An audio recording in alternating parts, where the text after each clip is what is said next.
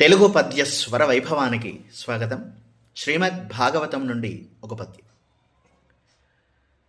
నిరహంకార నిరస్తపాప సుజనానింద్యోల్లసత్కీర్తి కొందరు కామించి అశక్తులై మనములన్ దందహ్యమానేంద్రియాతురులై ఊరక మచ్చరింతురు.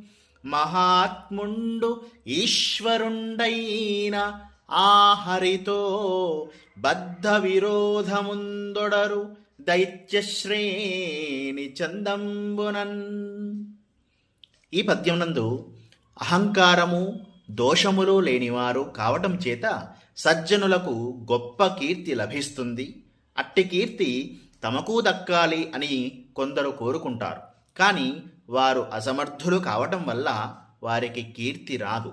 అందుచేత మనస్సులో కుతకుత ఉడికిపోతారు. భగవంతుడైన విష్ణుమూర్తిపై రాక్షసులు పగను పెంచుకున్నట్లుగా కారణం లేకుండానే దుర్జనులు సజ్జనులపై అసూయను పెంచుకుంటారు అని పద్యభావం. ధన్యవాదం.